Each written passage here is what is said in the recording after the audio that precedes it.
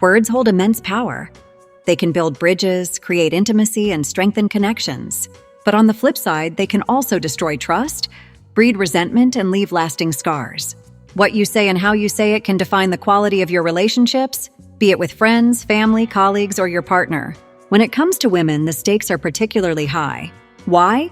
Because women often face a unique set of societal expectations, stereotypes, and challenges that make certain words or phrases hurtful in ways you might not even realize.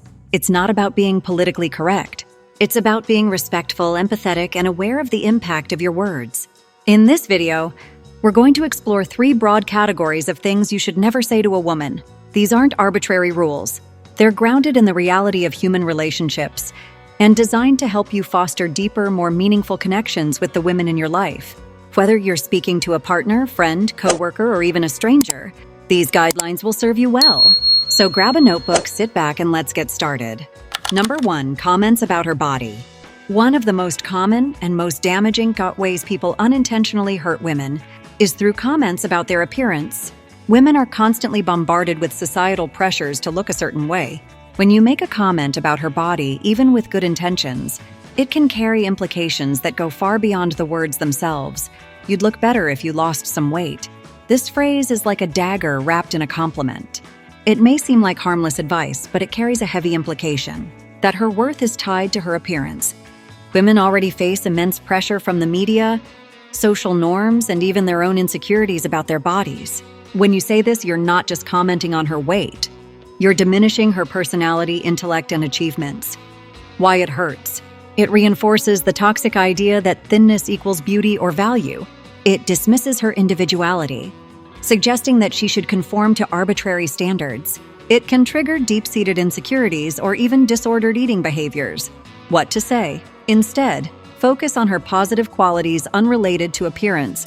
For example, I admire your confidence, or you always bring such great energy into the room. Are you really going to eat that? This might sound like a casual joke, but it's anything but. Policing someone's diet is intrusive, condescending, and unnecessary. Women don't need your approval for what they put on their plate, and questioning their choices can make them feel judged or shamed. Why it hurts. It implies that she lacks self-control or doesn't know what's best for her body. It perpetuates diet culture and the harmful notion that food choices define a person's worth. What to say? Instead, unless asked, avoid commenting on someone's food entirely. If you want to be supportive, say something like, "That looks delicious," or simply stay silent. "That outfit doesn't suit you." Fashion is a form of self-expression. Telling a woman that her outfit doesn't look good is not only unnecessary, but also rude. She likely chose her attire because it makes her feel good, and your critique can erode that confidence. Why it hurts. It makes her feel self-conscious and judged.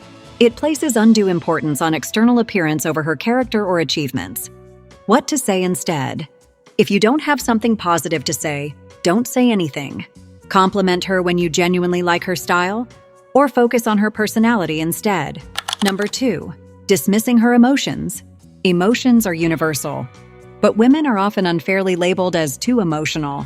When you dismiss or belittle a woman's feelings, you send a clear message that her perspective doesn't matter and that her experiences are invalid. This kind of behavior erodes trust and intimacy in any relationship. You're being too emotional.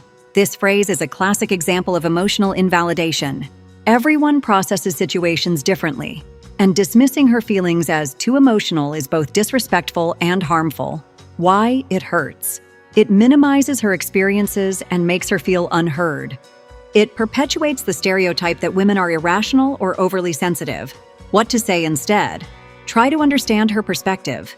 Say, "I see this is really important to you. Can you help me understand why?" This shows empathy and a willingness to listen. Are you on your period? This outdated and offensive comment reduces a woman's emotions to her biology. It dismisses the real issues she might be facing and implies that her feelings are irrelevant or exaggerated. Why it hurts. It's dismissive and trivializes her emotions. It perpetuates sexist stereotypes about women being ruled by their hormones. What to say instead? Address the actual issue at hand. If you feel overwhelmed by her emotions, say, "I want to make sure I understand what's upsetting you. Let's talk about this." Calm down, it's not a big deal. What might seem minor to you could be significant to her. When you tell someone to calm down, You're essentially saying that their feelings are inconvenient or unimportant. Why it hurts. It invalidates her feelings and makes her feel dismissed. It can escalate the situation rather than de-escalating it. What to say instead? Show empathy by saying, "I can see that this is upsetting you. Let's figure out how to address it together." Number 3. Patronizing or sexist remarks. These remarks often stem from outdated gender roles or unconscious biases. While you might not intend to offend, comments that undermine a woman's abilities or reinforce stereotypes are incredibly harmful. Sweetheart or honey in a professional setting. Terms of endearment might seem harmless, but in a professional context, they can come across as patronizing or dismissive. Why it hurts. It undermines her professionalism and authority. It creates an unequal dynamic, suggesting familiarity where it's not appropriate. What to say? Instead, stick to her name or title in professional settings. Respect is key. Why don't you let the men handle this? This comment is not only sexist, but also insulting. It implies that women are less capable or unfit for certain tasks simply because of their gender. Why it hurts.